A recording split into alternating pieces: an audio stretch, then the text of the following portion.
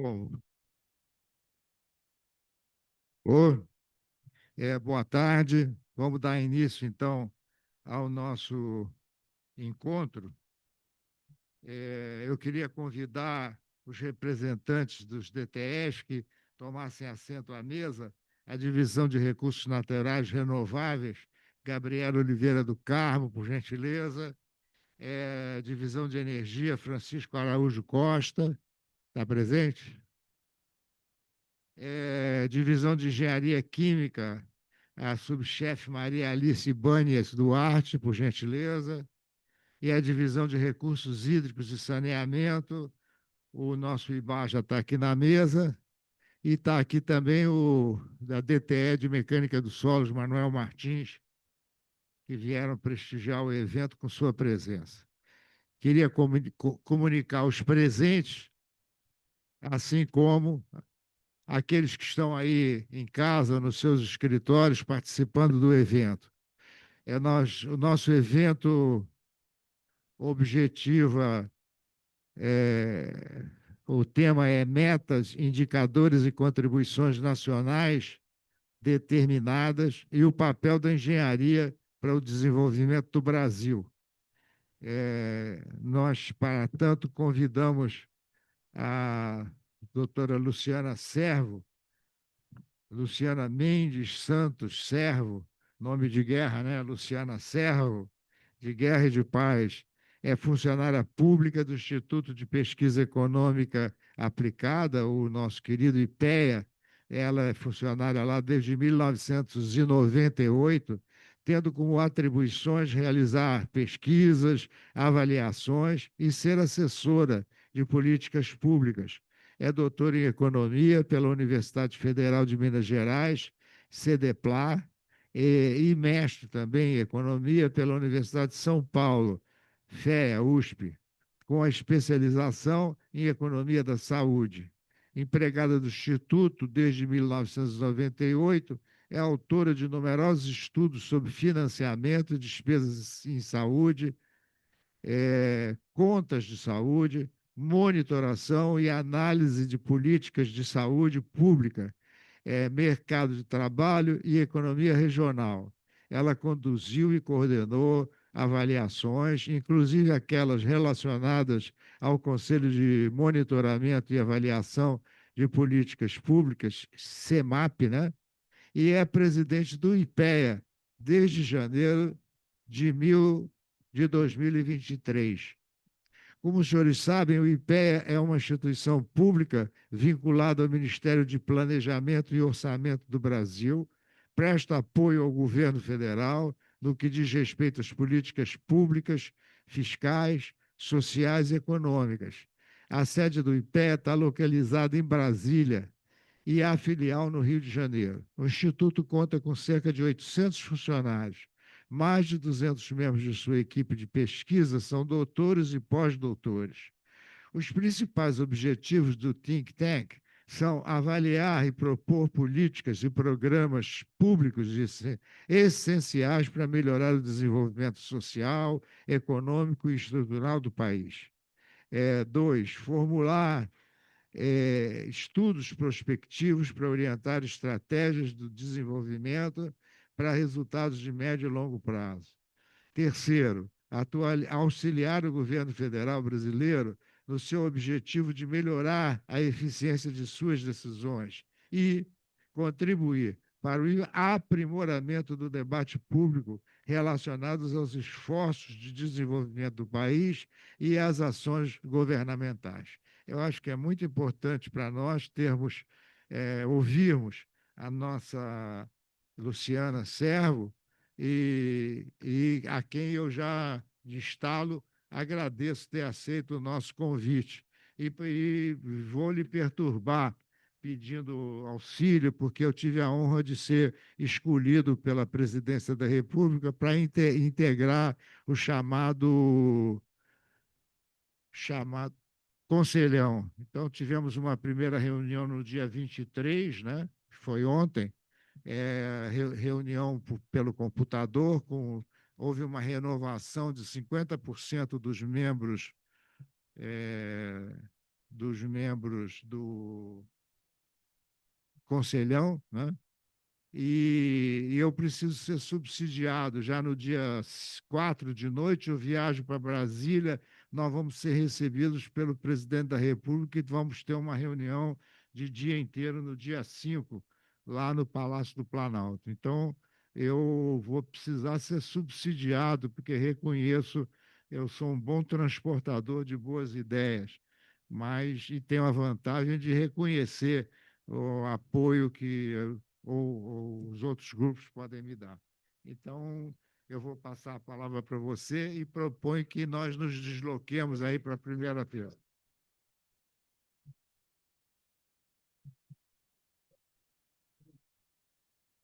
Então, vamos sentar para ouvir de frente, ela está em casa, fica à vontade.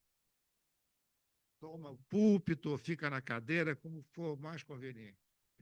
Temos um microfone lá e um microfone aqui.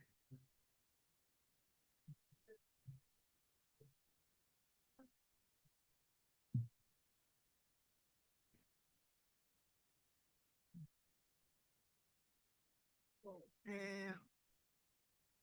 primeiro, acho que agradecer muito pelo convite, né? É um prazer estar aqui. É a primeira vez que eu venho ao Clube de Engenharia, então já, além de... Ah, alô? Alô? Acho que está ligado, mas está baixo. Querem que eu... Acho que talvez melhor falar de lá, então, né? Alô? Alô? Alô? A minha voz é baixa, tá, gente? Então... é. É.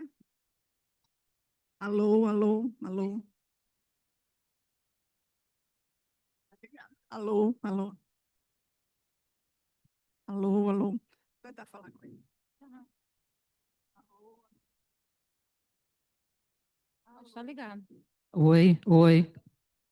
Alô? Ah, pronto. Então, primeiro é um prazer estar aqui. Muito obrigada pelo convite. Eu acho que a gente tem aí possibilidade de diálogos e parcerias mesmo. E assim, o IPEA é uma instituição que fez 60 anos, né? Vocês são muito mais longevos do que o IPEA, mas o IPEA, no seu início, ele trabalhou muito na construção dos planos nacionais de desenvolvimento econômicos, né? Quando o planejamento central era muito forte, e ao longo dos anos, o IPEA foi mudando as suas características. Hoje, o IPEA está dentro do Ministério do Planejamento e Orçamento, é uma instituição pública do governo federal. Nós temos, na verdade, 300 servidores, mas nós temos colaboradores, porque a gente trabalha nos nossos projetos e pesquisas com várias instituições e pessoas que vêm para colaborar com o IPEA. Quando me pediram para falar sobre esse tema, eu falei, bom, eu vou fazer uma abordagem geral e depois a gente estabelece um diálogo para ir aprofundando cada um dos temas. Então, a primeira...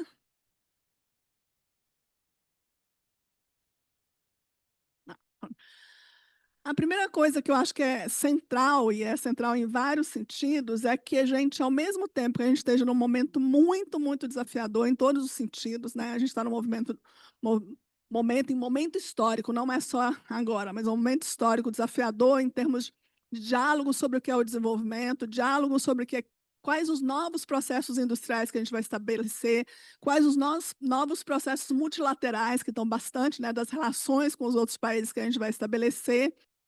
Mas eu acho que o Brasil é um ator extremamente relevante nesse processo e pode sim desenvolver uma quadratura, uma nova história para o desenvolvimento nacional, com todas as possibilidades colocadas nesse processo de desenvolvimento. Só para saber para onde eu aponto. Aqui? Ah, tá.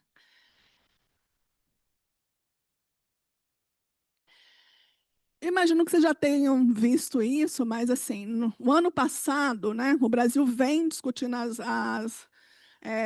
o que a gente chama de National Determined Contribution, as contribuições nacionalmente determinadas, que é basicamente o compromisso que o país assume a partir do Acordo de Paris e que ele vai renovando esse compromisso, tá?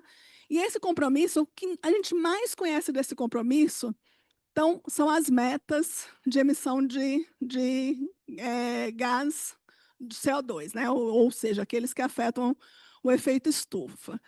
O que que a gente tem nesse novo compromisso? Então, se a gente olhar, deixa eu tentar apontar aqui, se a gente olhar que a gente vinha numa proposta de descer rapidamente, depois a gente estagnou, de certa forma, e a gente agora está tentando acelerar de novo, porque qual que é a meta?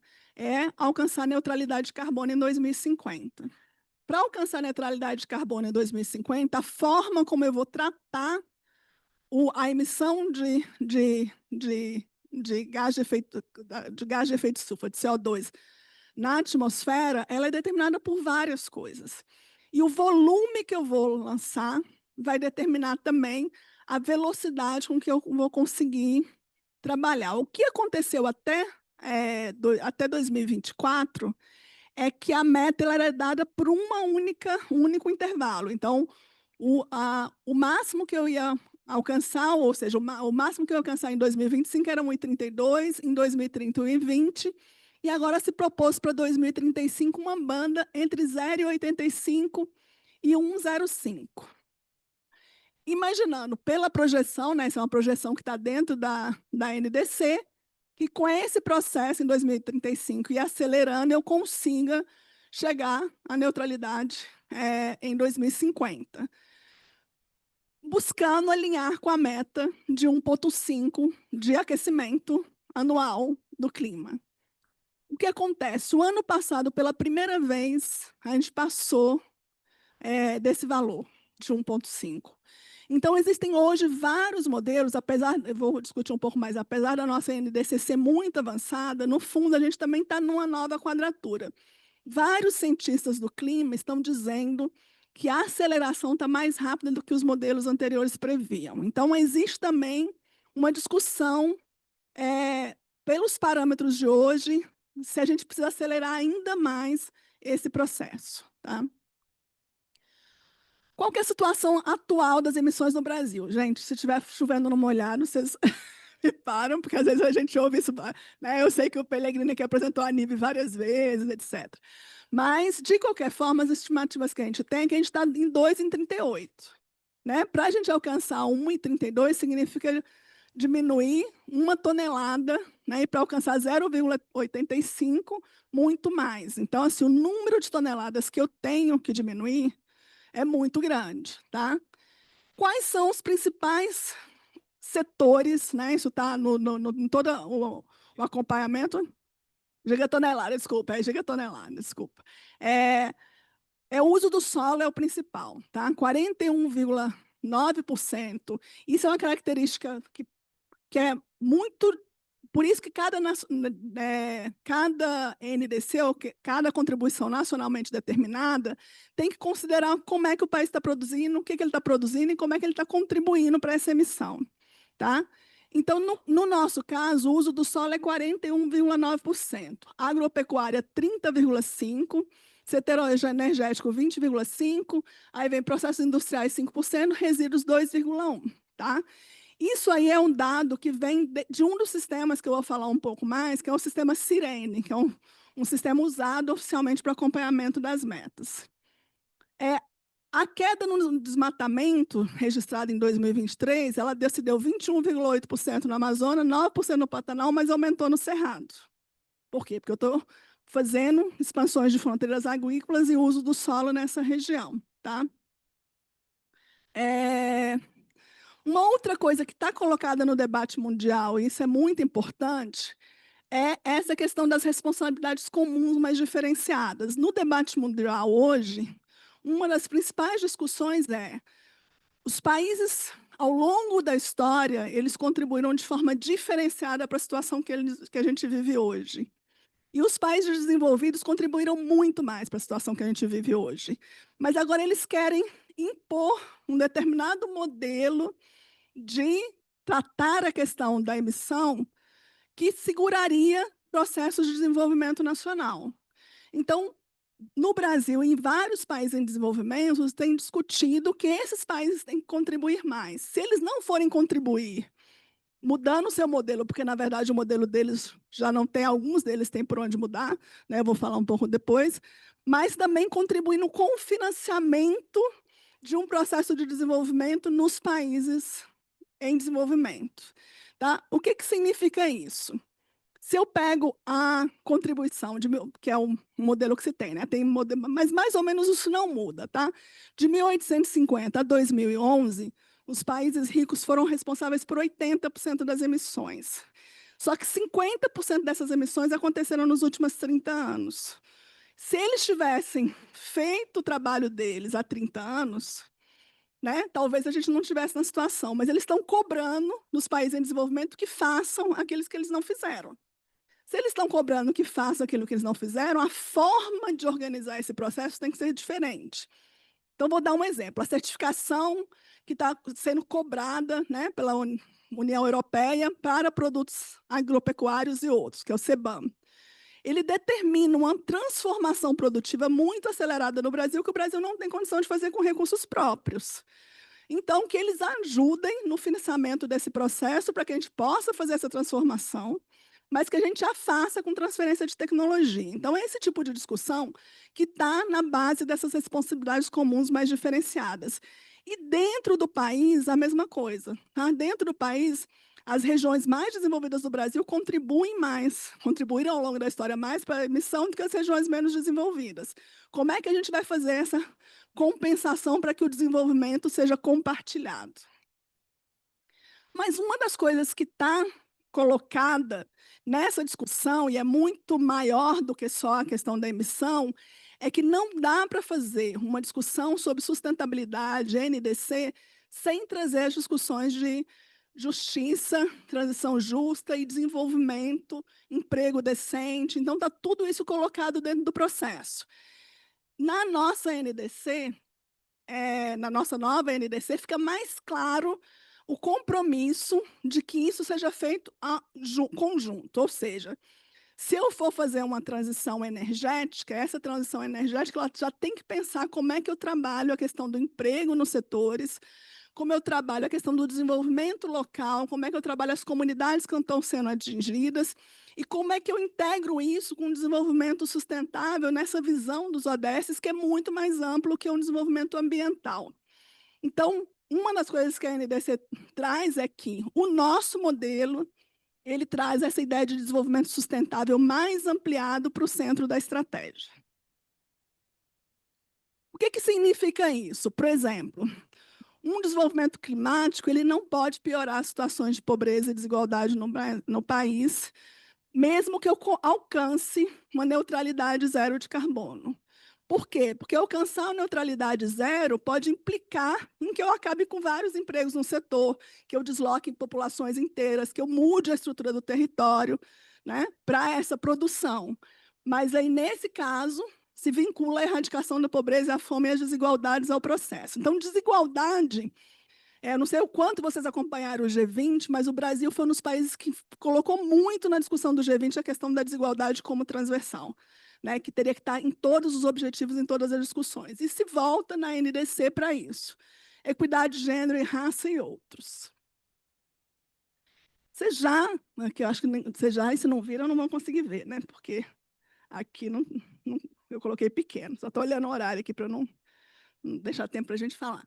Mas, assim, não sei o quanto vocês já ouviram falar dos Objetivos de Desenvolvimento Sustentável. Né? Esses objetivos eles foram um acordo feito entre os países que compõem o sistema ONU, em 2015, para se alcançar o desenvolvimento sustentável até 2030. Tá? O que acontece é que a gente está em 2025 e vários desses objetivos ainda estão longe de serem alcançados. E mais do que isso, né? Alguns deles vão e voltam. O Brasil, por exemplo, já tinha praticamente erradicado a fome. Com a pandemia e vários outros fatores de políticas, a gente voltou para o mapa da fome. Então, você tem que reconstruir todo um processo de resposta. Mas aqui, eu acho que eu não consigo abrir, mas aqui você tem alguns objetivos. Eu diria o seguinte, da perspectiva da engenharia, todos esses objetivos dialogam com o campus da engenharia. Da segurança alimentar, a discussão sobre incorporação de tecnologias, cidades sustentáveis, vida na água, todos os objetivos, de alguma forma, dialogam com o campus da engenharia, certo? E, nesse sentido, esses objetivos, aí eu coloquei um link, eu não vou conseguir abrir agora, Deixa eu ver se será que a gente consegue abrir esse link do IBGE? Vê se consegue. Se não der, não tem problema. Não tem problema. Não, era só para mostrar uma base. O que tem aí nessa página do IBGE? O IBGE é o órgão oficial de estatística para acompanhamento dos indicadores, das metas. As metas são estabelecidas internacionalmente, tá? O Brasil está adaptando algumas dessas metas para a sua realidade nacional. O órgão oficial para monitoramento e avaliação desses objetivos é o Conselho Nacional dos Objetivos de Desenvolvimento Sustentável. Tá? Nesse conselho, você tem 2 órgãos, que é o IBGE e o IPEA, que prestam assistência técnica para esse conselho, para entregar um relatório que o Brasil deveria entregar a cada 2 anos para a ONU, dizendo como é que ele está. Não é só o Brasil, os países que se comprometeram com esse objetivo têm que entregar esses indicadores. Tá? Então, como é que ficou mais ou menos a divisão do trabalho? O IBGE ele produz os indicadores, ele é o órgão oficial que produz os indicadores com discussão com o IPEA, com outros membros do CNODES, etc. O IPEA produz o que a gente chama de cadernos dos Objetivos de Desenvolvimento Sustentável, que é uma análise desses indicadores e uma análise das políticas que dialogam com esses indicadores. E aí a gente consegue não só monitorar, mas ver a perspectiva de alcançar esses objetivos. Para além disso, ao estabelecer metas e indicadores, ele diz onde você quer chegar no final de 2030. O que a gente já sabe hoje? Que algumas dessas metas não serão alcançadas, porque, assim, quando a gente fala de discussão internacional, não é só o Brasil alcançar, tá? É o quanto cada país contribua para que aquela desigualdade reduza no mundo. Então, vou dar um exemplo. Quando, em 2015, o Brasil falou, olha, eu vou assinar os Objetivos de Desenvolvimento, vou me comprometer com esses objetivos, o Brasil falou assim, olha, a meta é reduzir a metade a pobreza, a extrema pobreza no Brasil. O Brasil falou, se eu quero contribuir com o mundo, eu tenho que reduzir mais, eu tenho que fazer mais do que o resto do mundo. E aí se colocou uma meta de reduzir em 2/3. Então, assim, os países podem querer acelerar em relação à meta, mas mesmo em relação à meta, tem vários desses objetivos que a gente retrocedeu, que a gente não conseguiu cumprir, ou que para cumprir, a gente vai ter que acelerar muito o processo. Tá? Um outro problema é que quando vocês entrarem, né, se vocês quiserem entrar para conhecer as metas e os indicadores, eu não vou entrar detalhado, eu vou mostrar só uma aqui para vocês terem a noção de que tipo de dado que é disponibilizado. Uma outra questão é, eu posso alcançar nacional, mas não necessariamente dentro do país eu estou alcançando, que é a coisa da média versus a distribuição. Tá? Então, um exemplo é isso aqui, né? Proporção da população que utiliza serviços de água potável gerenciadas de forma segura, tá? Que é um dos indicadores que vem dessa pesquisa, a Pesquisa Nacional por Amostra de Domicílios Contínua. E aí vem acumulado das primeiras visitas, isso não interessa, mas que mostra o seguinte, na média, a cobertura de água segura no Brasil é alta. Mas quando eu vou para as regiões e para os estados, a diferença é muito grande. Então, uma das coisas que a gente faz, não existe desenvolvimento nacional, assim como não existe desenvolvimento mundial, se eu puxo um país e o resto tudo fica para trás, não existe desenvolvimento nacional se eu puxo um país e o resto fica para trás.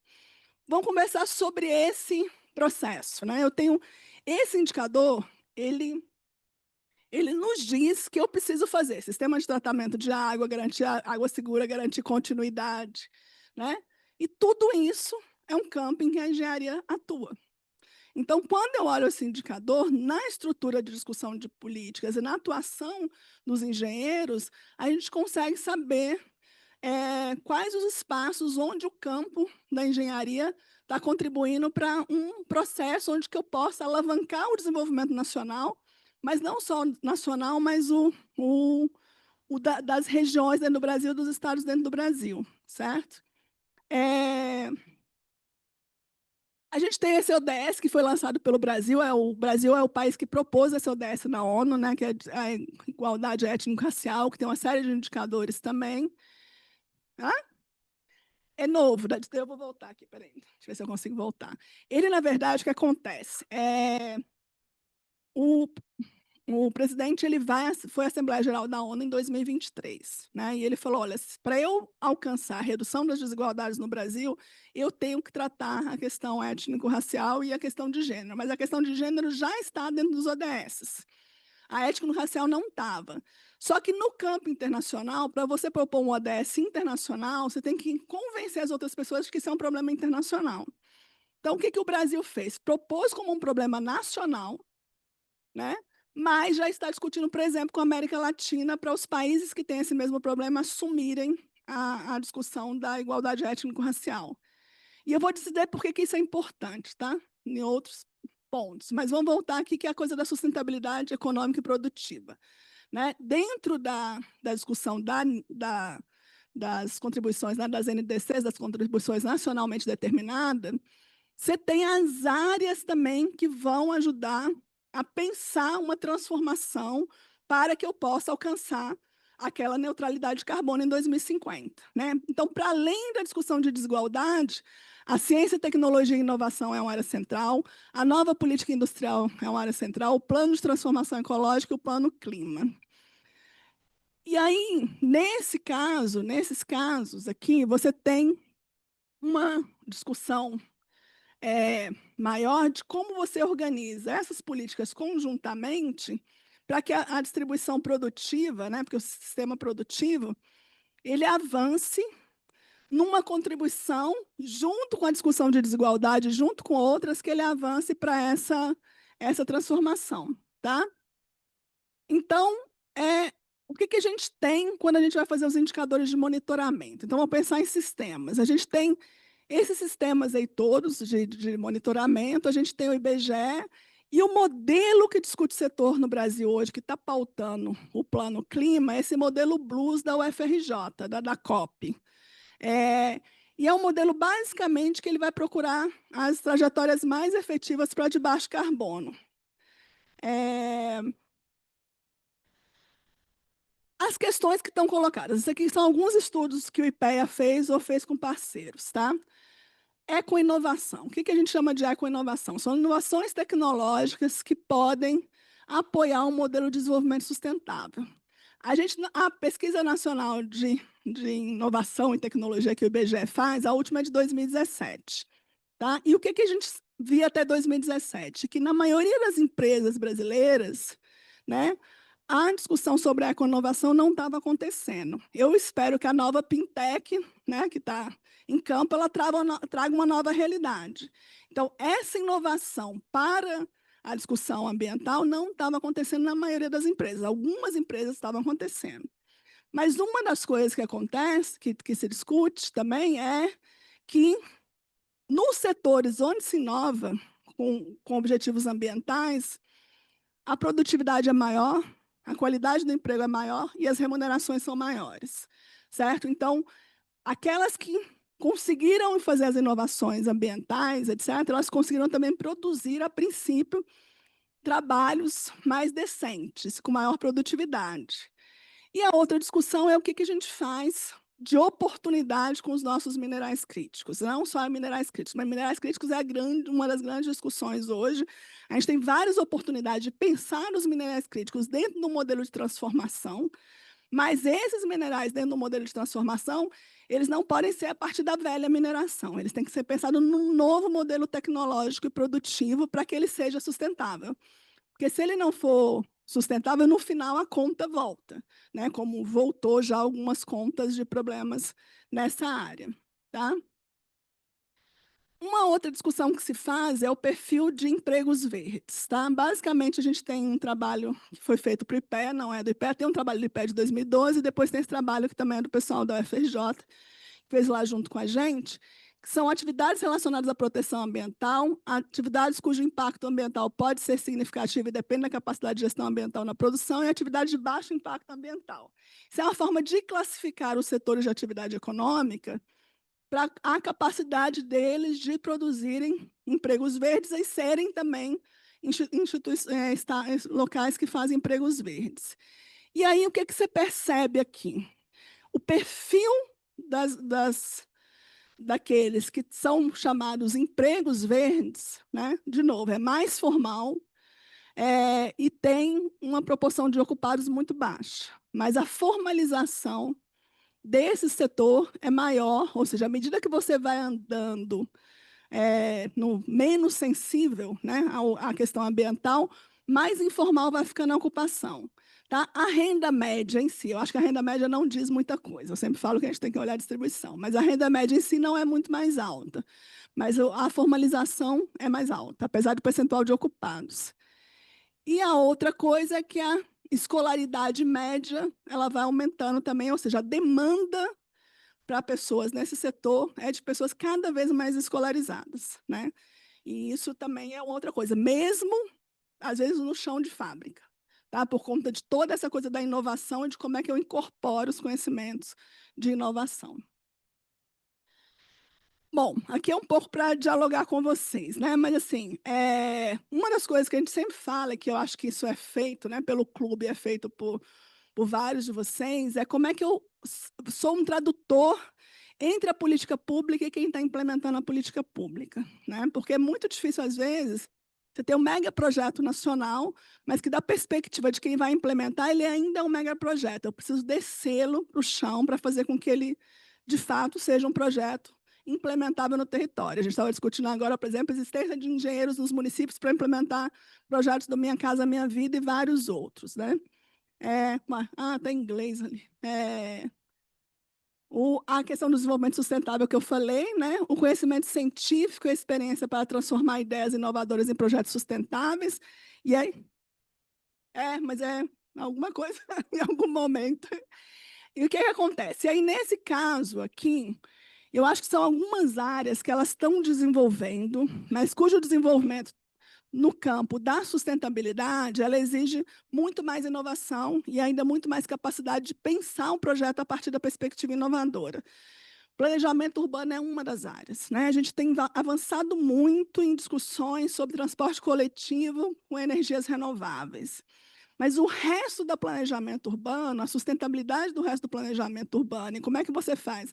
Obras, organização do espaço, engenharia viária, tudo isso ainda requer muito mais investimento e muito mais inovação. Eu acho que algumas pessoas falam assim, a inovação, muitas vezes a inovação já existe, né? Mas como é que eu vou trazer essa inovação para o campo do planejamento urbano? E qual o custo de trazer essa inovação é uma discussão que está colocada. E eu acho que uma das coisas que se pode fazer é mostrar o que a gente fala, é que o custo da inação, ou seja, não fazer da forma como a gente deveria fazer, é maior do que o custo da ação. Então, quando os engenheiros vêm para essa discussão e falam assim, olha, tá bom, o custo imediato é 10 vezes maior, mas o custo de 10 anos é muito menor porque eu vou evitar isso, está se ajudando com um conhecimento específico em cada área sobre esse processo, tá? A discussão sobre construção de sistemas energéticos, uma das discussões que a gente tem feito, acho que é também que o Pellegrini e outras pessoas podem falar, é como é que a gente faz transferência tecnológica de outros países para o Brasil. E nessa área de transição energética, ela está muito acelerada e a gente, de fato, precisa incorporar a discussão de transferência tecnológica para cá. E nesse campo, de novo, a engenharia é fundamental, né? Por quê? Porque os investimentos de todos os lugares, mas assim, da China a montante é imenso, e aí eu preciso ter formas de estabelecer um diálogo em que as pessoas, todas as pessoas envolvidas, a multidisciplinaridade, mas também as pessoas com seus conhecimentos em cada área, elas consigam dizer, olha, eu consigo ou não incorporar essa tecnologia, eu preciso de 10 anos para incorporar essa tecnologia, eu acho que não vale a pena incorporar essa tecnologia, acho que vale a pena trabalhar em outras. E na transição energética, eu acho que a gente tem esse desafio, né? A gente ainda está fazendo muito mais a importação do que a transferência de tecnologia, ainda que nos planos tenha um processo de transferência de tecnologia muito bem definido, né? A discussão sobre o ODS 12, por exemplo, de produção e consumo sustentáveis. Essa discussão é uma discussão que está central, ou seja, no que a gente chama de soluções baseadas na natureza, bioeconomia, bioinsumos, bioprodução, ou seja, tem vários espaços aí de inovação e incorporação nos processos que ajudariam a acelerar o processo de produção, e é uma outra área. Tá? A transdisciplinaridade, né, a gente diz assim, transdisciplinaridade não significa que todo mundo sabe tudo, significa que as pessoas conversam e trabalham num planejamento mais integrado. Ou seja, eu sou economista, não vou falar de engenharia que eu nunca estudei, mas eu posso falar de economia com um engenheiro, com um urbanista, com um sociólogo, e a gente tem que chegar num processo de planejamento. Então, estabelecer esse diálogo com outras disciplinas é um fator importante para a gente desenvolver o nosso próprio campo de conhecimento. Né?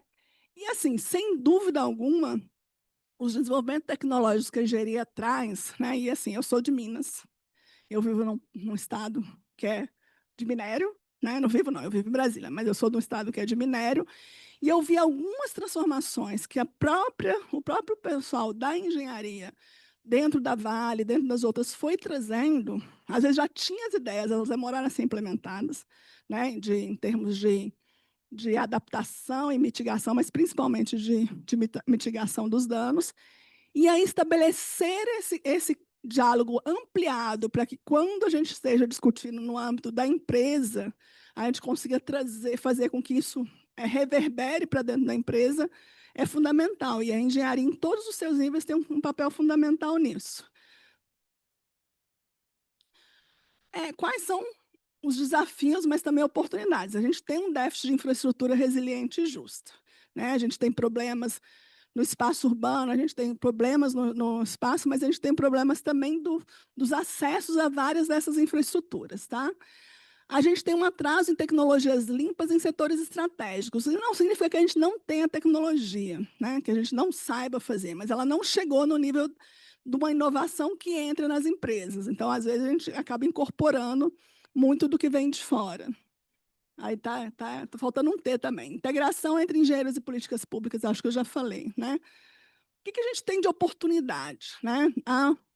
O plano de transição, transformação ecológica, é um plano que o Ministério da Fazenda está construindo junto com outros atores, e que ele diz o seguinte: os investimentos do Brasil, eles vão ter que ter uma pauta ambiental. Então, os projetos que forem receber financiamento do BNDES, FINEP, Abrapim, mas também que tenham recursos que estejam vindo, né, a partir dessa captação de recursos internacionais para investimento, eles têm que ter uma pauta ambiental. Então, você tem ali, por exemplo, o EcoInvest, que é uma plataforma para que você faça sustentabilidade. Você tem vários bancos hoje internacionais que estão captando no setor internacional, mas com essa preocupação. Agora, saber se esse projeto tem, de fato, um componente ambiental ou é só como a gente fala, uma mudança de marca, ou seja, não tem, de fato, um componente ambiental, depende muito de você ter pessoas com capacidade para fazer essa análise na equipe. E, de novo, a engenharia se torna um campo muito importante. De fato, expansão de empregos verdes e tecnologias digitais. Né? Eu digo assim, nem todo mundo precisa saber usar as tecnologias digitais, mas a gente tem que ter nas nossas equipes pessoas que saibam, porque essa é uma realidade da qual a gente não vai escapar. E aí, o incentivo à inovação em startups e empresas de impacto socioambiental, ele vai acontecendo, né? Por vários regramentos, não só nacionais e internacionais, mas pela decisão de que o processo de investimento é assim. Então, hoje, se eu pego quase todas as bases de investimento dos bancos privados no Brasil, tem um componente de transição energética, né? Pensando na lucratividade potencial desse setor, etc. Mas eu posso transformar isso em oportunidade de formação, de planejamento, e trazer o conhecimento que eu tenho para dentro dessa discussão. Tá? Bom, é isso, né? A crise climática e a transição justa são um grande desafio presente, são grandes desafios presentes, mas nós podemos fazer muito coletivamente para que isso aconteça, né, de forma, de fato, sustentável e sustentável. É isso. Muito obrigada.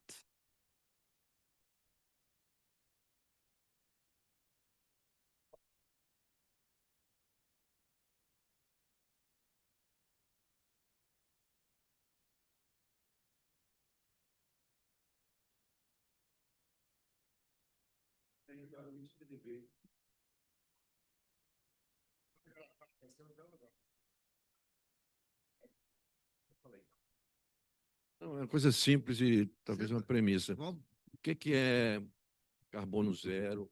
Qual é o indicador e como se calcula isso? Você falou que nós temos uma meta de 1,5, parece que já foi transgredida, tem outra para 2030 e assim por diante. Mas como é que a gente mede isso? Quem é que mede isso? E como é que qual é a fórmula? Eu queria conhecer um pouco. É, na verdade, essa discussão de neutralidade de carbono, inclusive os indicadores, se vai em gigatoneladas absolutas ou relativas, inclusive é uma das discussões, mas no fundo, é em qual momento que eu alcanço uma emissão cujo efeito cumulativo na atmosfera ele não cause mais aumentos de temperatura, né? Ou seja, basicamente eu ter uma nova forma de emissão que não é de CO2, onde eu não causo mais efeitos ou que o efeito geral ele possa ser gradativo, né? Aumentos de temperatura que não sejam os que a gente está vendo no último ano. A fórmula eu não consigo te dizer exatamente. E o que está o estoque? Isso, que eu tenho um estoque, né, já na estratosfera, já de efeito estufa, etc. Exato, exato. Não, porque isso é uma meta inumana, né? Porque assim, no campo da realidade você tem que emitir, porque não pode parar tudo para ser tudo limpo de uma hora para outra. Então vai continuar emitindo. Por exemplo, petróleo nós vamos usar ainda durante muito tempo, senão para tudo. Agora, você tem que sequestrar carbono, reduzir a emissão, substituir o petróleo gradativamente, evitar esses desmatamento, que é uma das principais causas, né, que você apontou ali, evitar isso e fazer com que o débito e o crédito fiquem equilibrados. É isso? No fundo, também, assim, essa mudança mundial de temperatura, ela vem de fatores globais, né? Então, por que você fala o Brasil alcançar a neutralidade no seu país? Significa que ele precisa também contribuir. O que o Brasil está propondo hoje é alcançar a neutralidade, ou seja, que o passivo e o ativo dessa composição ele seja neutro, né? Mas existe um problema, porque o que eles falam para a gente? No fundo, para eu alcançar a neutralidade de carbono nos países desenvolvidos, eu tenho que acelerar o processo no Brasil. Por isso que eu falo manter a floresta em pé, por exemplo, porque a floresta é um grande sequestrador de carbono. Fazer soluções para soja, a Embrapa já fez, né, várias soluções para soja, culturas que façam a captura do carbono. Então, tem várias soluções que tentam se pensar para que eu consiga, ainda num processo que eu não consiga fazer a transição de todo o sistema produtivo, porque é impossível, reduzir o espaço e o processo que essa emissão tem sobre esse processo de global. Tá? Mas no caso brasileiro, para a gente alcançar essa meta, hoje a nossa composição de desmatamento, uso do solo, né, principalmente desmatamento e agricultura, ainda é muito forte. Agora, quando eu começar um processo de desenvolvimento, industrialização, se eu faço do mesmo jeito que eu fazia antes, a contribuição desse setor vai aumentar. Então, um processo de industrialização ele não poderia vir, né, baseado só em energias sujas. Mas como é que eu vou produzir energia limpa suficiente para avançar num processo de industrialização no Brasil? Como é que eu vou produzir um processo de tecnologias que façam a captura de carbono ou tratem esse carbono de uma forma que ele não, né, que ele possa ser compensado por outros setores? Então, nesse sentido, o que o Brasil diz, né? Assim, o Brasil fala assim, olha, apesar de eu ter petróleo, minha matriz energética é limpa. Então, eu vou fazer o processo, é uma das matrizes energéticas mais limpas. Então, eu vou fazer o processo de transição aos poucos, porque eu ainda preciso do petróleo para a minha matriz produtiva. Enquanto isso, eu vou desenvolvendo ou incorporando tecnologias ou usando tecnologias onde eu possa fazer uma produção mais limpa, né? Assim, tem todo um projeto da Petrobras, né, discutindo um projeto da Petrobras, que é Petrobras sustentável, etc., para ir pensando alternativas, né, de energia, mas sem deixar de produzir petróleo, porque para a gente é impossível. Eu vou falar, não, não tem mais combustível fóssil no Brasil, ou nos BRICS, ou nos países árabes, ou mesmo nos Estados Unidos, é muito difícil. Só dizer um pouco da minha incredulidade. Não que eu não esteja aderindo a essas coisas, porque nós temos que aderir mesmo, mas é muito difícil num mundo globalizado. O efeito Trump, por exemplo, que fomenta o petróleo, né? O efeito Trump, que saiu da Convenção do Clima de Paris, o efeito da guerra. Essas coisas não são mensuráveis, nem são também previsíveis, né? Porque são acidentes, entre aspas, que ocorrem no mundo. Enfim, a participação do Brasil na emissão de gases é 6%, é isso? É o 9º país em emissão, 6%.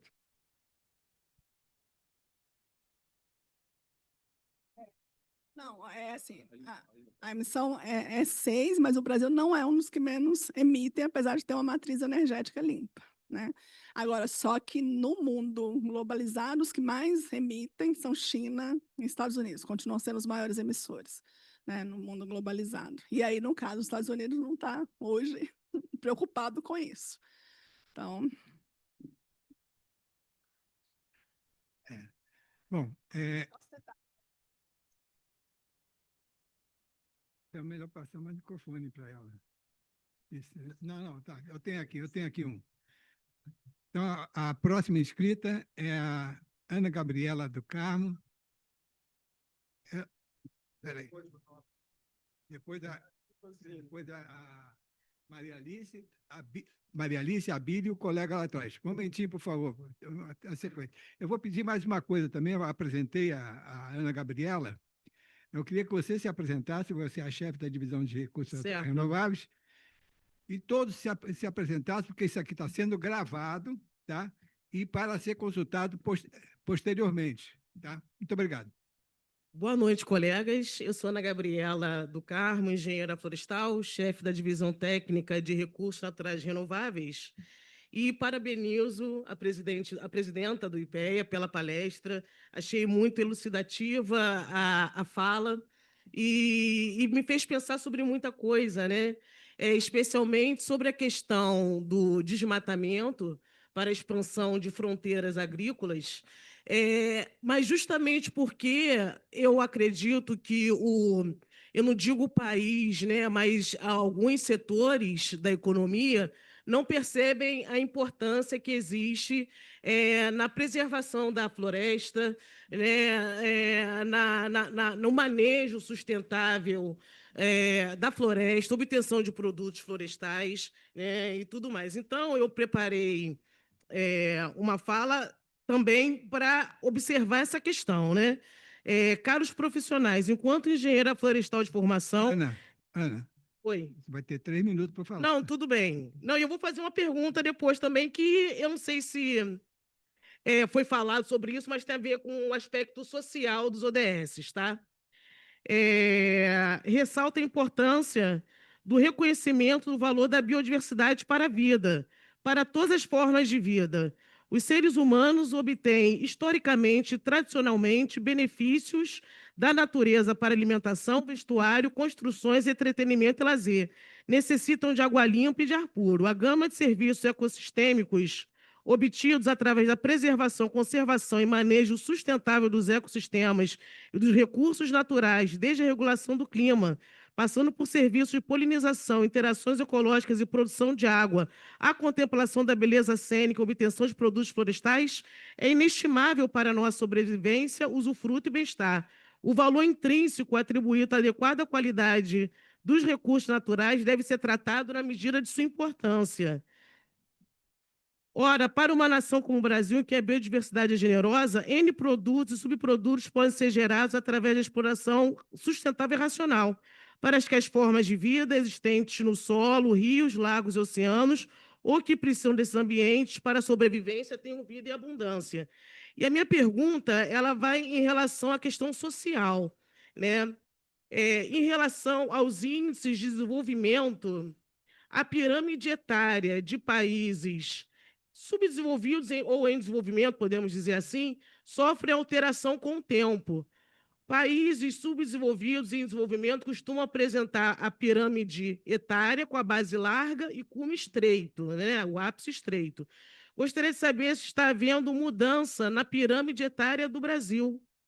Isto é, se a população brasileira está envelhecendo de forma digna e com saúde. É uma pergunta que eu acho que fugiu um pouco do que foi tratado na palestra, mas é um índice de desenvolvimento, eu acho que dos mais primários, mas que, de fato, apresenta-se a população, que é o mais importante, eu acredito, né? A sociedade, a qualidade de vida, o bem-estar social. Essas pessoas, sim, estão conseguindo viver, que é o mais importante para a vida, né? Independente de termos econômicos e ambientais que tendem a subsidiar e sustentar a vida. Mas o mais importante é a vida. Então, minha pergunta vai nesse sentido: se está havendo alguma mudança na pirâmide etária do Brasil, que antigamente a base era larga e o ápice estreito, se ela está se assemelhando aos países desenvolvidos. Obrigada. Muito obrigado. Respondo direto ou espero? Posso responder? Pode. Bom, primeiro, obrigada. Eu acho, em relação a essa questão da pirâmide etária, nós já passamos pela que a gente chama de transição demográfica, né? O que significa? Que nós temos hoje um processo acelerado de envelhecimento. A nossa taxa de natalidade não repõe a nossa população mais, saiu no último censo. Quando a taxa está abaixo de 2, isso significa que as pessoas que estão nascendo, daqui a pouco você vai ter mais idosos do que, como acontece nos países desenvolvidos. E o que aconteceu com a transição demográfica do Brasil, enquanto nos países desenvolvidos essa transição aconteceu com um modelo de desenvolvimento social, no Brasil a transição aconteceu muito rápido e a gente tem ainda uma grande lacuna de processos sociais para que, de fato, a gente consiga fazer um envelhecimento saudável no seu todo. Tá? Para além disso, a gente tem que pensar o que significa essa transição demográfica. Uma das coisas que tem se discutido muito, né, é que a gente já acostumou no Brasil, a gente falava, né, a gente tem o Estatuto do Idoso, 60 anos e mais, etc., mas, no fundo, a nossa expectativa de vida aumentou muito. Com isso, as pessoas com 70, às vezes com 80 anos ou mais, estão muito produtivas, mas a gente as trata num formato em que elas não são incorporadas na discussão do modelo de desenvolvimento. Então, é fundamental o que a gente chama de etarismo, né? Você olhar para as pessoas mais velhas e falar, não, elas não são produtivas, não é verdade. Então, tem toda uma discussão no mundo sobre essa discussão do etarismo, mas, para além disso, também como o envelhecimento pode ser uma oportunidade para um país como o Brasil, no seguinte sentido. Eu tenho uma transformação digital, uma transformação de sistema de saúde. A gente tem um sistema de saúde com todos os problemas, que é muito melhor do que alguns países desenvolvidos. Ele consegue trazer transformação, desenvolvimento tecnológico, usar compras públicas para isso. Eu tenho que aproveitar isso para pensar esse processo de envelhecimento e criar oportunidades de cuidados, né, autocuidado e de cuidados compartilhados, que são diferentes do que eu tenho hoje. E aí, nesse sentido, todo o resto, né, a ocupação urbana, espaço urbano, assim, Brasília é uma cidade planejada, mas se eu ando em Brasília, eu vejo vários lugares que uma pessoa não conseguiria andar tranquilamente. Iluminação, uma série de coisas. Então, o envelhecimento ele tem que ser um planejamento para que você tenha um envelhecimento saudável é fundamental. É outra coisa, o envelhecimento é muito diferente dependendo do status da classe social que você está. Né? E aí, nesse sentido, a expectativa de vida também é diferente. Ou seja, enquanto a expectativa de uma pessoa de classe média, média alta, pode chegar a 80 anos, em alguns lugares do Brasil ela não chega a 70, porque as condições daquela pessoa, né, foram muito diferentes. Então, tem várias discussões sobre o desenvolvimento, o envelhecimento saudável, que envolvem também não só essa discussão de tecnologias, mas de todo um processo de planejamento urbano, de políticas, desenvolvimento de tecnologias na área de saúde, né, que são fundamentais para que isso aconteça. Tá? Não sei se eu respondi a tua pergunta. Bom, Maria Alice.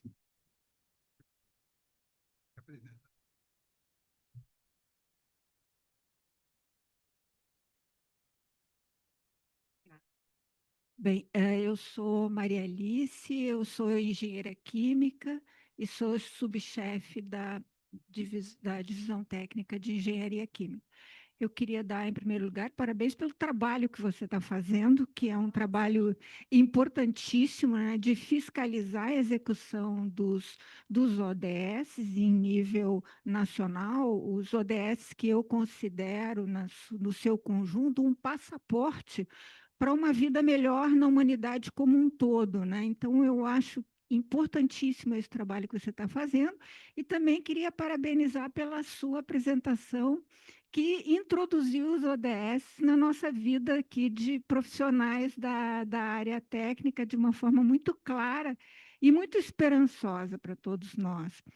E eu tenho uma pergunta aqui que é uma curiosidade, né? O mundo é um sistema fechado, né? E é um sistema, tudo que acontece aqui repercute lá.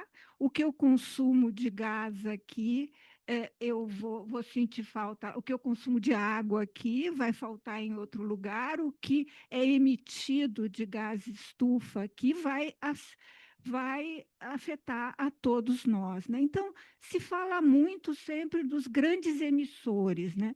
Existe algum trabalho para dizer quem são os grandes consumidores de gás estufa, os grandes mitigadores, quem está mitigando no mundo o efeito, quer dizer, quem está mitigando não, porque é uma palavra muito forte, né? Mas quem está tomando ações para que haja uma mitigação dos gases estufa no momento. Essa é uma das grandes discussões, inclusive, que se traz, né, na discussão do Acordo de Paris, né, que é esses planos de mitigação e adaptação e como é que cada país está se comprometendo, né? O Brasil foi o primeiro país, se não me engano, ou foi um dos primeiros países que em 2024 entregou a nova NDC, né? A ideia é que você faça essa sua discussão sobre a contribuição de tempos em tempos, ou seja, que você reveja a trajetória e faça essa discussão da contribuição. Em termos de projetos, se você disser assim, olha, quem são os países que estão investindo para que tenha mitigação? Os países que, teoricamente, estariam colocando dinheiro para mitigação são os países desenvolvidos, né? Mas aonde eles estão colocando e para quê é que é a grande discussão. Então, assim, se eu pegar o volume de recursos que eu tenho hoje para mitigação é muito maior do que para adaptação, para começar, né? Então, eu já não tenho mais uma situação climática em que eu posso só mitigar. Eu preciso, às vezes, adaptar, fazer várias adaptações. Então, a primeira coisa é que o recurso para mitigação está vindo muito mais. Mas a forma da mitigação é o que está em discussão também, né? Então, eu sei que eu preciso fazer uma transição energética, eu sei que eu preciso mudar o meu modelo de produção, mas eles estão propondo, nesses países, que é uma grande discussão, fazer políticas industriais naqueles países e a gente fazer um processo de compensação de carbono por aqui. Então, assim, eles dependem da gente hoje para mitigar. E aí a ideia é que a gente a ideia, né, mas a ideia é muito difícil, que a gente pudesse desenvolver junto. Essa é a grande discussão. Como é que eu vou fazer um processo de desenvolvimento que não seja o mesmo do século passado, ou do século passado, que eu estou falando nos anos 90, recentes, né? Assim, um modelo em que eu industrializo em outros países, produzindo esses problemas que eu vi nos últimos 30 anos, e na hora que o nosso país tem que industrializar, tem que se desenvolver, eu não posso fazer mais isso, porque senão eu emito o carbono que eles emitiram. Então, uma oportunidade que o Brasil tem é de ser um grande mitigador, mas também um processo de desenvolvimento. Então, como a gente estava falando aqui, né, soluções baseadas na natureza, o fato da gente ter energias renováveis, alguns minerais críticos que estão no Brasil e na América Latina são grandes oportunidades para isso. Mas eu preciso entrar num acordo internacional e o cenário internacional não é simples, tá? Então, assim, hoje quem investe em mitigação, o recurso que vem de mitigação fortemente é de países desenvolvidos, mas para fazer um modelo de mitigação que pode trazer problemas para os países em desenvolvimento. Então, a gente tem que entrar num processo de discussão. E o Brasil tem tentado fazer a sua parte na queda do desmatamento, reorganização de processos produtivos, mas são coisas longas, né, que dependem de muito investimento e de muito processo. Então, o Plano Nacional de Mitigação foi colocado para discussão pública, está sendo discutido agora, o plano de adaptação, para a gente ver se a gente avança nesses processos de mitigação na nossa estrutura produtiva também, né? Abílio, 3 minutos. Meu nome é Abílio Valério Tosini, sou engenheiro químico, também fiz mestrado em física relativística e trabalhei como analista de sistemas. E sou sócio aqui do Clube de Engenharia, atuo na divisão de Engenharia do Ambiente, na divisão de Petróleo e Gás, e atuo em associação de moradores desde que cheguei no Rio de Janeiro, em 1981. E tenho 3 perguntas e uma afirmação. Primeira pergunta, nessas preocupações todas, eu não vejo a inclusão da parcela cada vez maior da população excluída. Aqui no Rio de Janeiro, o número de moradores de rua aumenta assustadoramente. Aumentou na pandemia e continua aumentando. Eu falo isso como presidente da Associação de Moradores, eu me considero presidente dos que moram nos apartamentos, dos que moram nas calçadas, nas marquises e ao relento. E também eu participo do Conselho Municipal de Saúde, na Comissão de Saúde Mental, e o número de seres humanos com transtornos mentais, principalmente os que estão na rua, cada vez maior. E os que moram em apartamentos, que envelhecem, hoje, a maior parte ganha um salário mínimo, mesmo os que moram na Zona Sul. Elas estão isoladas dentro de casa. Como é que essa transição energética justa se preocupa com essa parcela da população que eu ousaria chamar de refúgio da sociedade? Essa é a primeira pergunta. A segunda, fala-se muito em energia, hidrogênio verde, essas coisas aí.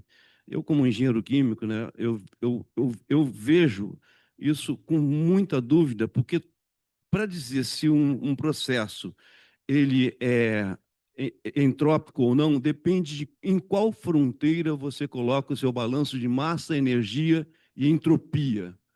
Talvez você não tenha o conceito do que é o delta S.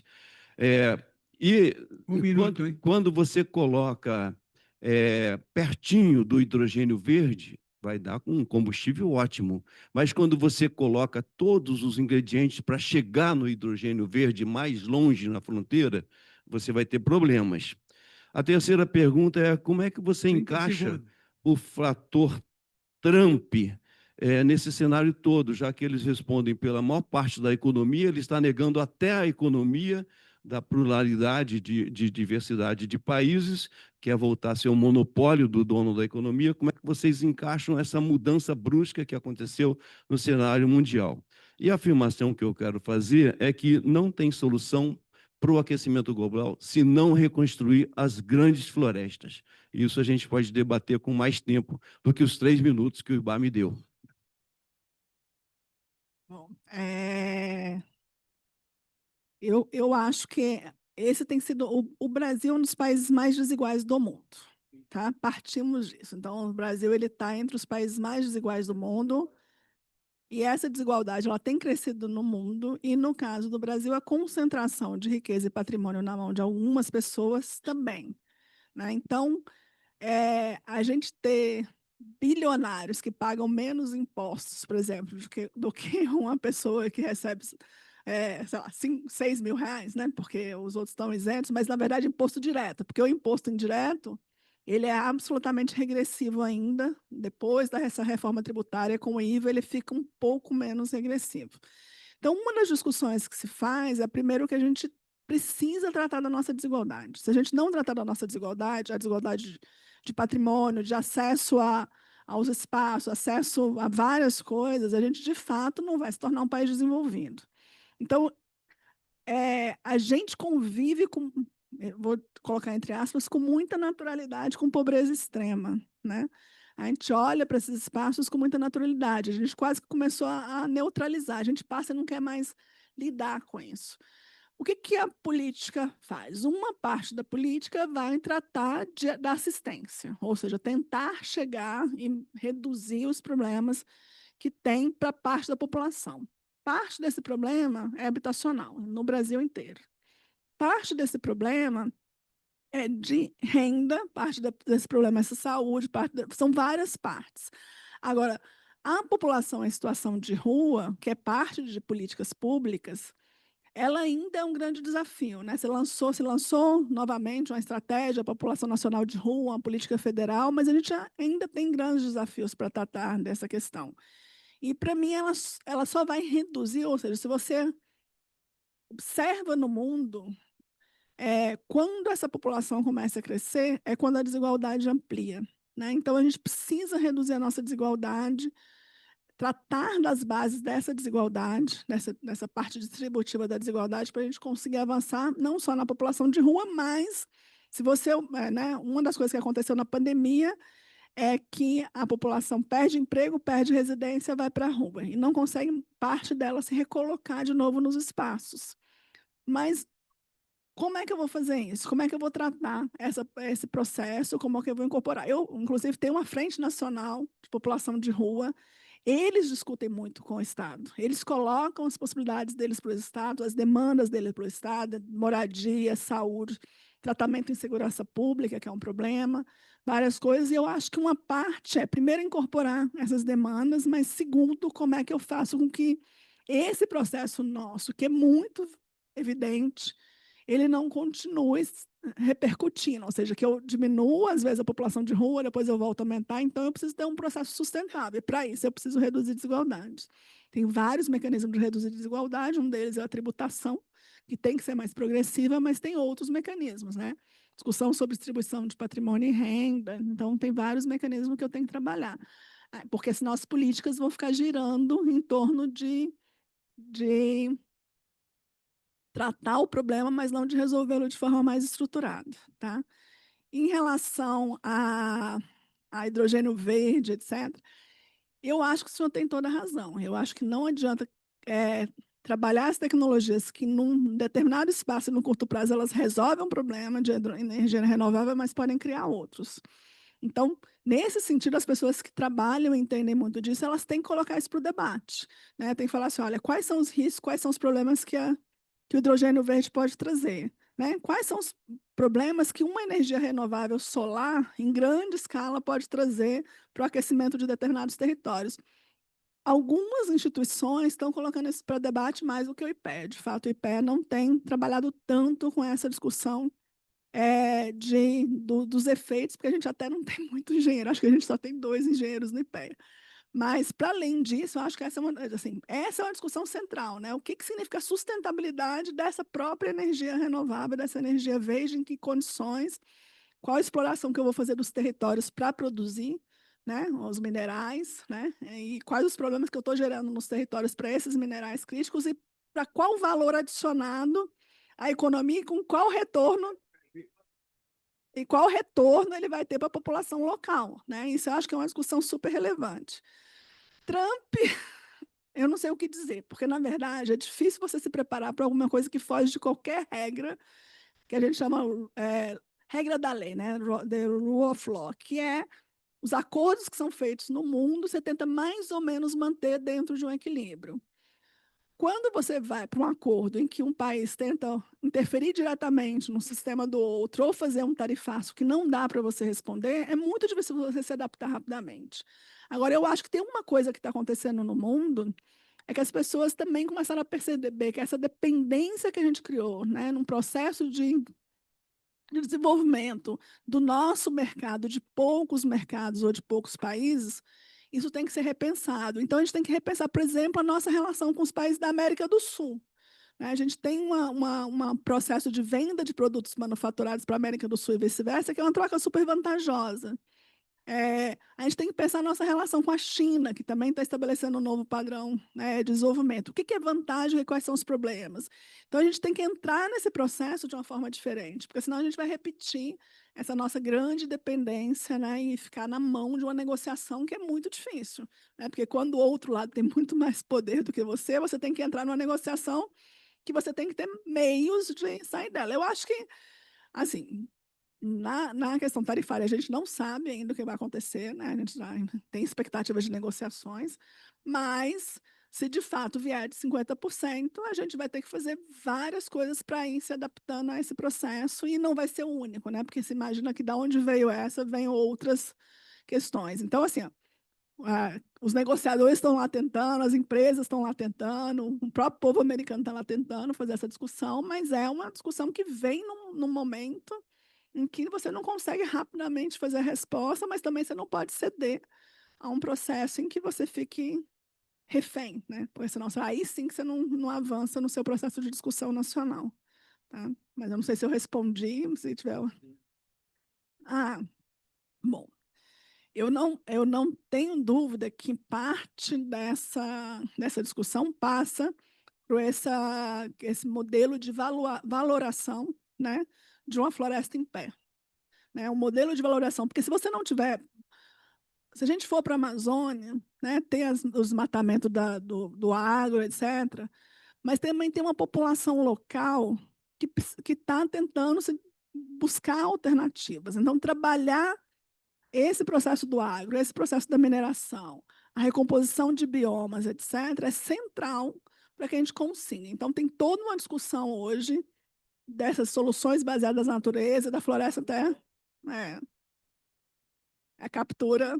Abílio, É isso. vamos dar uma sequência aí. É isso. Mas eu acho que essa discussão está totalmente colocada, é uma discussão que está dentro da discussão científica e política nacional em vários âmbitos, mas a gente precisa mostrar cada vez mais esse valor para parte da população grande que ainda não entende, né? Que isso é parte da população, inclusive, da discussão sobre o modelo de produção que a gente tem nesses espaços de floresta, né? Ou mesmo no Cerrado, que eu mostrei agora que o desmatamento no Cerrado cresceu em vez de diminuir por vários modelos de exploração.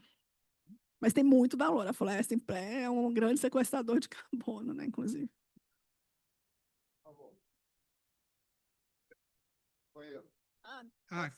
Uma sugestão aqui de fazer um bloco de 3 para você responder. Já está na última pergunta. Não, tem 3. Tem 3. Fala seu nome aí, se identifica, por favor, a sua entidade, se o senhor tiver. Boa noite a todos. Eu sou Isidoro Rocha, do Sindicato dos Arquitetos Urbanistas do Rio de Janeiro.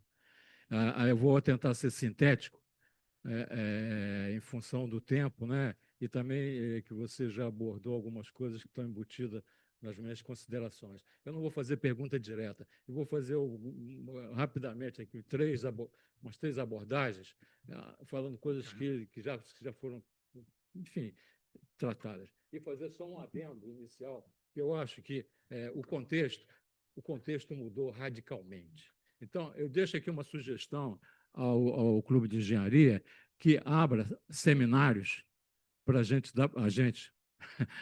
para que a classe dê prosseguimento nessa discussão. E vou ousar a falar para o nosso mediador aí, que ele leve para Brasília alguma dessas coisas que eu vou falar. Eu vou fazer só considerações. Eu acho que a questão hoje que ficou complexa de uma maneira devastadora, né? Para usar o termo da devastação. A questão, por exemplo, eu acho que a questão sem demérito vamos dizer assim, na questão das metas, mas eu acho que a questão central, o fulcro hoje, tem que ser pressupostos. Porque essa a questão, porque se você trabalhar, entende, com desenvolvimento, entende, enfim, de ideias, entende, com metas, entende, e se você não tiver o pressuposto, entende, isso não vai ter consequência. E a questão é o seguinte: o império subiu na mesa, né?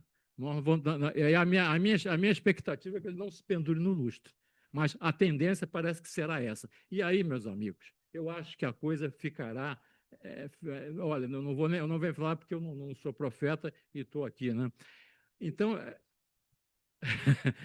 então eu vou fechar. E se você e os outros também, a mesa, quiser fazer alguma consideração, e o que eu queria que o nosso mediador levasse para essa reunião do Conselhão é o seguinte: o que nós, a questão das metas que eu estou falando, né?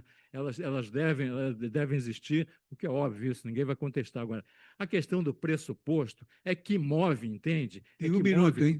Move o caminho, entende, dos projetos. Então, a questão central, de alguma forma, é o que o Abílio falou. todos os procedimentos, toda a governança, leia-se governança, gestores, meios e recursos, entende? Tem que trabalhar, entende? Com o pressuposto, entende? Da função social. Se não houver esse pressuposto, todo esse resto, entende? Nós vamos ficar, é o terceiro princípio da termodinâmica, né? Nós vamos ficar despendendo energia sem realizar trabalho. Obrigado. Muito obrigado.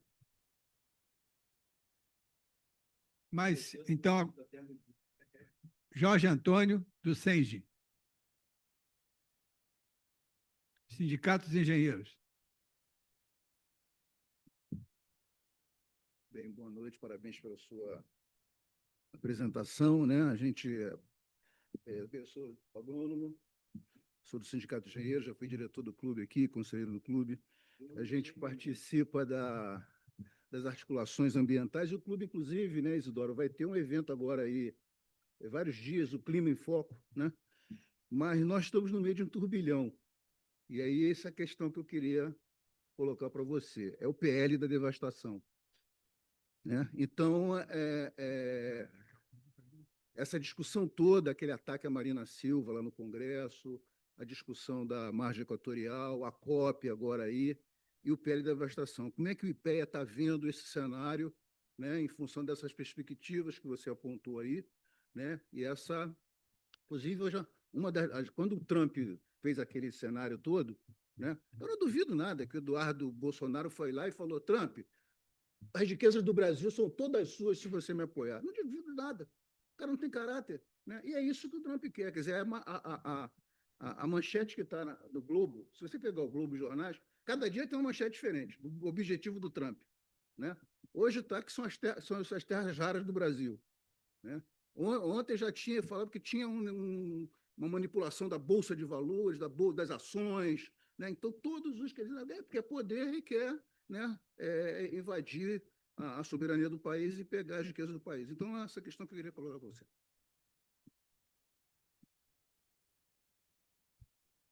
Francisco, se apresenta também. Boa noite. Estão me ouvindo bem? Francisco Costa, da Divisão Técnica de Energia aqui do clube. Eu quero parabenizar a presidente do IPEA pela palestra aí, né, pelo tema. Eu tenho agora pegou aqui. Eu tenho uma pergunta bem simples. Beleza.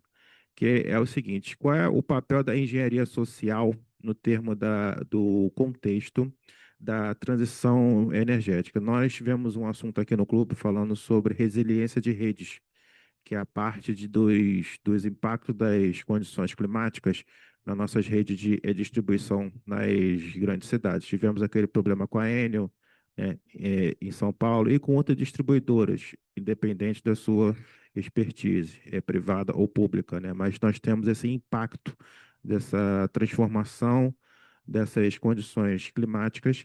Então, qual é o papel do engenheiro e da engenharia social nesse aspecto de resiliência de redes e transição energética nas grandes cidades? Muito obrigado. Bom, vou começar, concordo totalmente. Assim, eu sou uma pessoa que trabalhou antes de assumir a presidência, 25 anos na diretoria social da IPEA, né? E, para mim, se a gente não coloca a função social e pensa a partir dessa função social, né, em todos os sentidos, a gente, de fato, não consegue se desenvolver. Não é essa a lógica hoje. Não estou falando não a lógica do governo, etc., mas a nossa lógica social, por vários motivos, ela foi para uma acumulação muito mais individual, né? Muito mais de outra forma, né? Muito mais para a função utilidade do economista.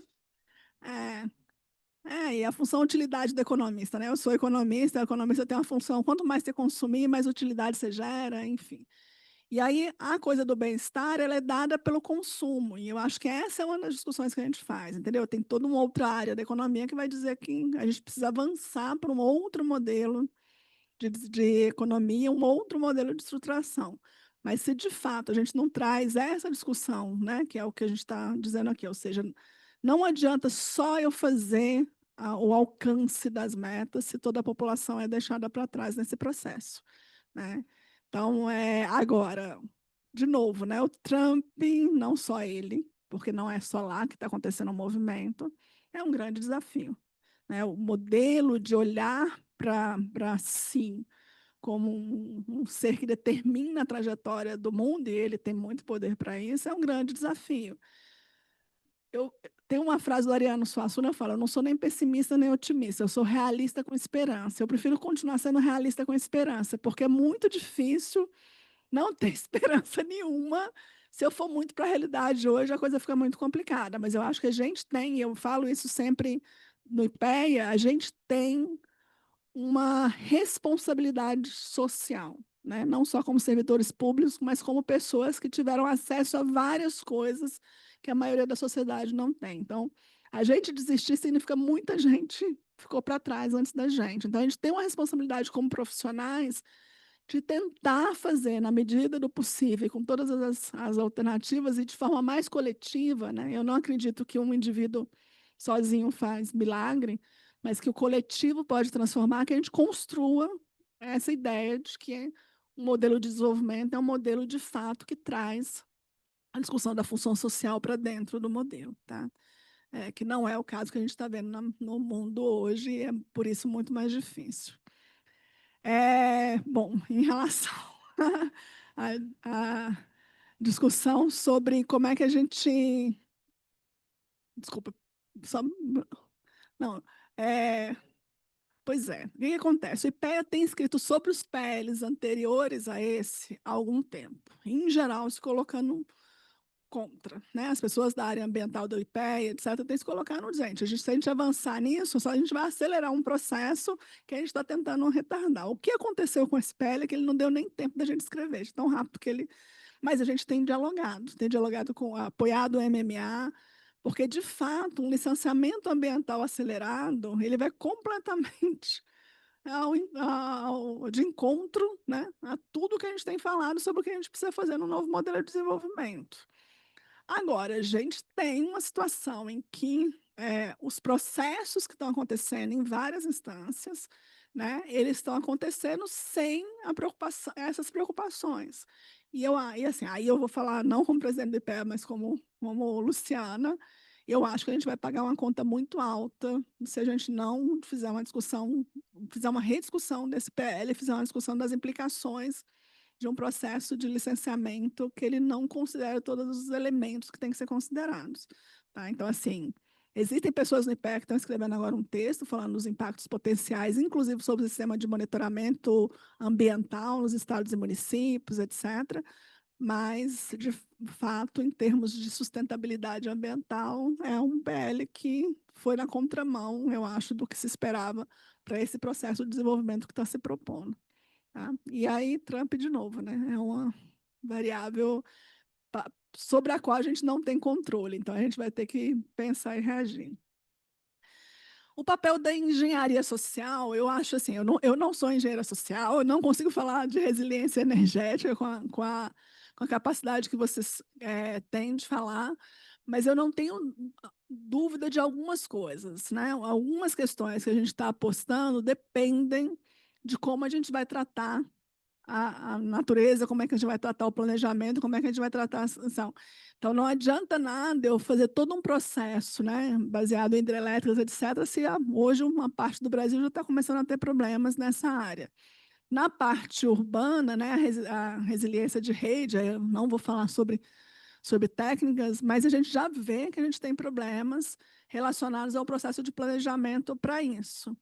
Então, eu acho que o papel de pensar essa engenharia social, o que vocês estão falando da rede, ela é fundamental. Agora, como vocês vão entrar na discussão, eu acho que aí depende muito mais dos projetos que vocês vão levar e das discussões que vão levar. E eu acho que, nesse caso, trazer a engenharia social, por exemplo, no Conselho de Desenvolvimento Econômico e Social, né, no Conselhão, está se discutindo os grandes temas nacionais, né? E essa discussão sobre a resiliência da rede, o planejamento urbano, a questão das cidades, eu acho que é uma questão central, que está colocada lá e ela pode, a engenharia, né, as contribuições da engenharia podem ser levadas para esse processo de governo que acontece? Assim, a gente estava vindo num espaço em que as empresas estavam adotando o que a gente chama de pacto ESG, né? Um pacto de sustentabilidade ambiental a partir dos ODS. Isso estava avançando lento, mas estava avançando bem. Por exemplo, Itaipu Nacional tem o ODS como um dos vetores para organizar o seu processo. Tá? Mas várias empresas já começaram a retroceder, porque elas dependem também dessa relação com esse parceiro, né, dos Estados Unidos, que não necessariamente quer que alguns temas entrem na agenda. Então, a gente está numa quadratura que a gente vai ter que esperar para ver como é que o setor privado, como é que a sociedade também se comporta em relação a esses desafios que estão colocados.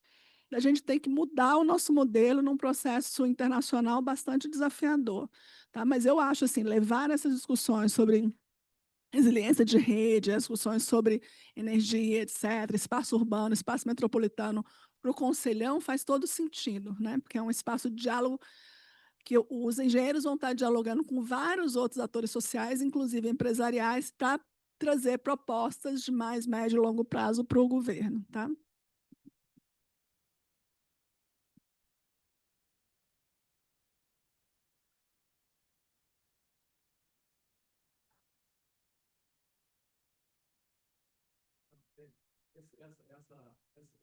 Você vem aqui rapidamente, então, aqui no microfone, fica. Vai resolver o problema ambiental. Tá. Existe um ODS sobre isso? Não. Não. Não, a coisa das cidades sustentáveis, ela não passa só pela tecnologia, né? Ela passa também por pensar a cidade dentro do espaço da sociedade que a habita. Então, assim, o acesso a bens e serviços, mas também o acesso ao espaço urbano, ele é muito diferenciado. Mas eu entendo o que você está dizendo, assim. Ah, sim.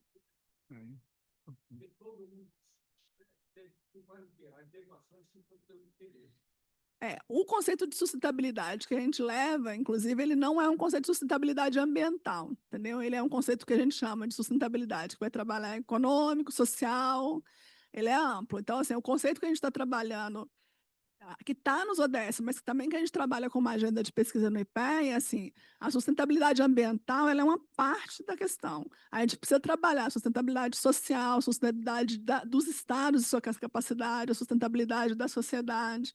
Então, a gente traz essa discussão. Mas ela, de fato, quando você vai para o financiamento internacional das políticas, ela fica muito nessa agenda climática estrito sensu. Por isso que trazer essa discussão mais ampla é fundamental. Ok. Então, vamos lá. Vou passar a palavra para a Maria Alice de novo. Eu queria fazer uma abordagem sobre o que foi falado aqui. E depois eu queria fazer uma pergunta e aí vamos encerrar. Depois aí o presidente vai encerrar o evento. Maria Alice.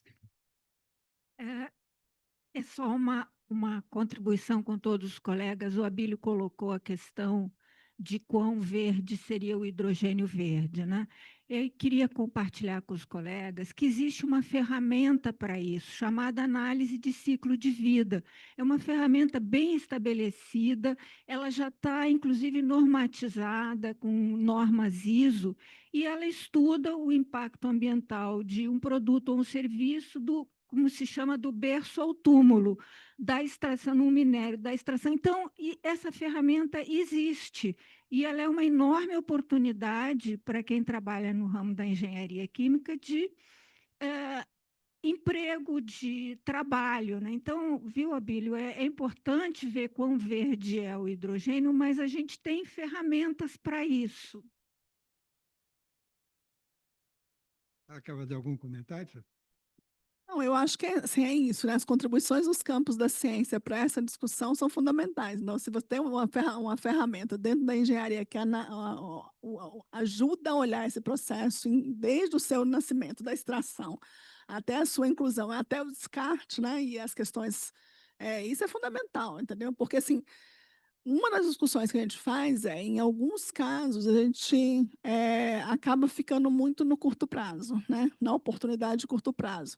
Mas a gente tem que sempre pensar o longo prazo, porque os efeitos vão acontecer no longo prazo, nesse ciclo. Então, é fundamental trazer isso também.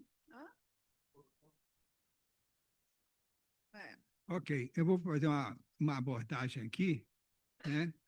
Porque é o seguinte, não está presente aqui, mas está participando a divisão de transporte, tá? E que tem a ver sobre isso que nós estamos falando. A questão das hidrovias, né? O Brasil tem vasto trânsito de hidrovias, né? Para chegar a Montevidéu, as cargas de soja, por exemplo, eles podem seguir por hidrovias. O equilíbrio sobre essas hidrovias é muito importante, né? Foi discutida isso com a divisão de transporte, a participação da divisão de transporte. Agora, a questão que foi colocada aqui também sobre uma palestra, que, aliás, eu quero agradecer ao Rubim, um professor da UERJ, aquele professor, aquela palestra sobre biodigestão da UERJ. Ele é economista, se não me engano. Sim. Da Petrobras? Ah, pois é. Muito interessante. Por quê? Se aproveita a decomposição da floresta ou da produção, né, para produzir gás limpo para utilizar localmente na processo de industrialização artesanal até, né? No Acre, eu vi indústrias de escarificação de castanha para que não se reproduza, né? E venda dessa castanha, que lá eles não chamam de castanha do Pará, não. Eles chamam de castanha do Brasil. Né? Então, são assim, soluções que estão, né, tá no conhecimento lá debaixo da população. Né? Eu vi também um economista do Claxo falar sobre que na Amazônia existe 2.000 portos pequenos para transporte de mercadorias da floresta. Né? Quanta coisa tem na floresta que pode produzir um hábito alimentar novo. Né? Nós conhecemos a castanha do caju, conhecemos a goiaba, a goiabada daqui do Fluminense, né? Conhecemos a jabuticaba, enfim, várias coisas que são do nosso bioma e que poderia ser colocado no nosso hábito alimentar. Né? E isso pode ser projetado também para outros países, como o da África, que tem lá suas coisas, que não, as sementes elas são patenteadas e vendidas até por empresas estrangeiras no Brasil. Né? Então, eu queria fazer essa pergunta à senhora, de que, em primeiro lugar, agradecer, para mim foi fantástica a sua apresentação aqui, mas como isso pode ser desenvolvido por nós aqui, chamar aí o pessoal da cidade, de tudo, que a gente possa continuar contribuindo, porque eu acho que isso aí é uma questão importante, a gente continuar contribuindo para que se cumpram as metas e nós possamos avançar, inclusive, em tecnologia que possa ser oferecida a outros países. Bom, em relação às hidrovias, eu até sugiro uma discussão sobre os corredores de integração, né, que estão acontecendo, que é um corredor de integração da América do Sul. E alguns deles serão por hidrovia, na região amazônica, principalmente, subindo para as Guianas, e ali vai exigir muita discussão e muita tecnologia entre países, a discussão dentro do Brasil, para essa integração, para se alcançar o Pacífico. No IPE, a gente tem especialistas nisso, o Pedro Barros é um deles, tem um projeto que o governo colocou via Ministério do Planejamento. Eu acho que conhecer esse projeto, entender como é que a engenharia pode trabalhar nesse projeto, pensando nessas questões de sustentabilidade social e de inovação para novos meios de usar as hidrovias, né? Eu acho que pode ser muito interessante. Com relação a biodigestores, eu já ouvi falar, mas confesso que assim, o que eu conheço é muito do que o pessoal, assim, quase tudo que eu falei aqui é o que o pessoal de pé está trabalhando, né? Porque quem está na presidência fica repetindo. Mas, assim, uma das discussões eu consigo ganhar escala e eu tenho que descobrir como é que eu ganho escala nesses processos. E alguns já estão acontecendo escala, mas outros eu preciso ainda dar mais escala. E tem o professor Ricardo Abramovay, da USP, ele está discutindo uma coisa que é uma preocupação grande na área de segurança alimentar, porque ele fala que não é só que a gente tem monocultura, mas a gente começou a reduzir a qualidade do nosso padrão alimentar no Brasil de forma significativa, no mundo também. Hoje, nossa alimentação está baseada basicamente em 7 alimentos da natureza, quando antes eram em 400.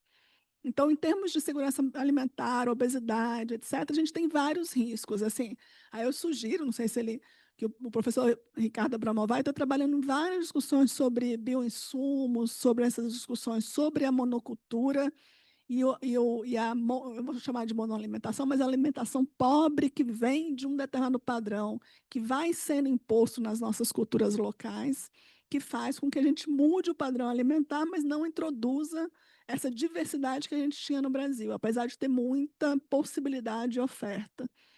Eu sei que o BNDES está trabalhando na Amazonas com escolas, né, com agricultura familiar e escolas, para trabalhar essa qualidade do padrão alimentar com projetos grandes e usando essa inteligência local também para um financiamento que é compra pública, né, que já é usado, compra pública para escolas públicas, para a partir também daí desenvolver. Então, assim, tem várias possibilidades. Eu acho de diálogo, aqui vocês estão perto do BNDES, né, o professor Ricardo Abramovay, ele está na USP, mas tem várias possibilidades de discussão como essas, que eu acho que são essas que a gente deveria seguir, mas não necessariamente são as que a gente está seguindo em termos de sociedade, não é só em termos de governo, né? Como é que a gente vai, de fato, qualificar, aumentar a qualidade da nossa alimentação, nossa segurança alimentar, o uso dos nossos recursos naturais de forma sustentável. A gente fala que o ano que vem a gente conseguiu viver seca na Amazônia, desastre no Rio Grande do Sul, ou seja, coisas que a gente já sabe que não são mais uma questão só de mitigação, né? Mas assim, a mitigação ela é fundamental para a gente.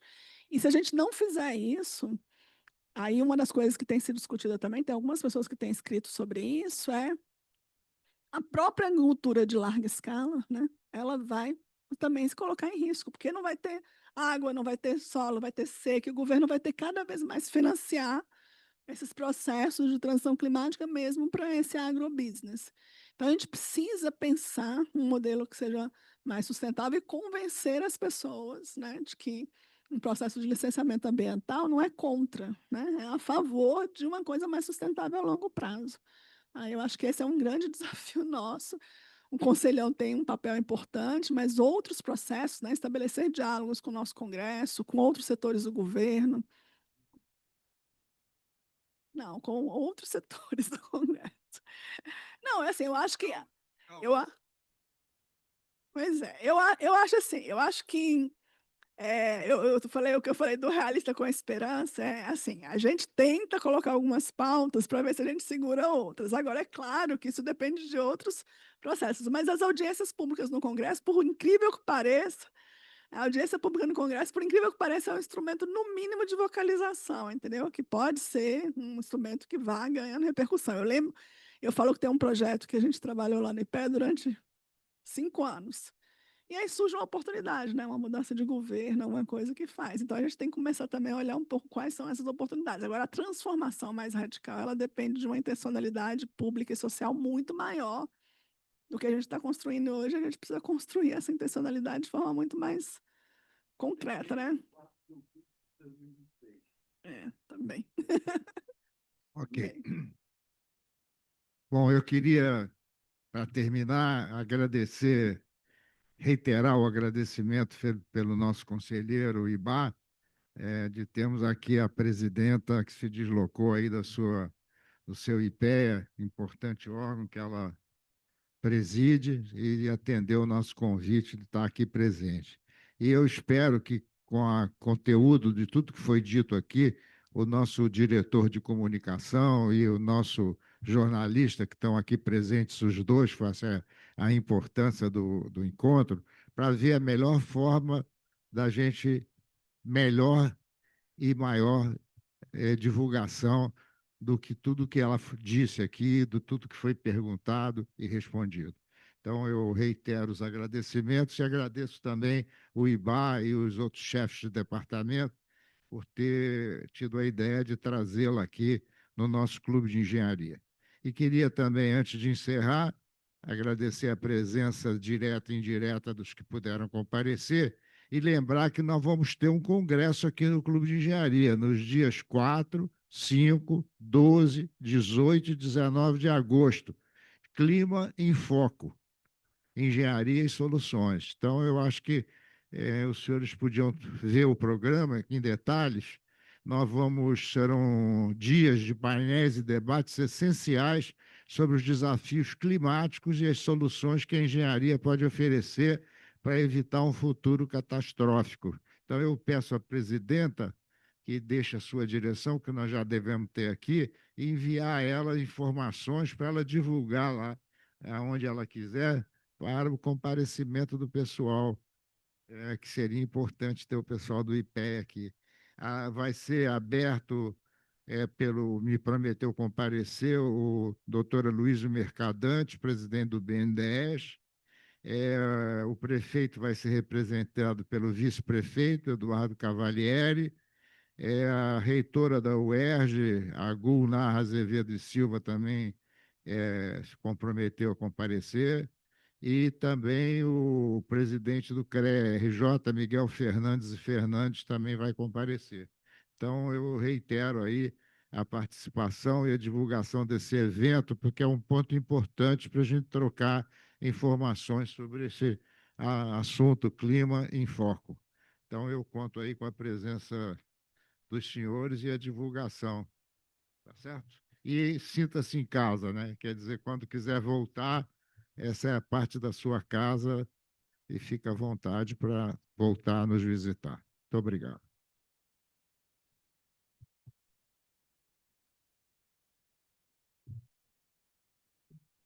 Deixa eu te deixar meu cartãozinho, alguma coisa que você... Eu já te dei? Eu acho que eu dei.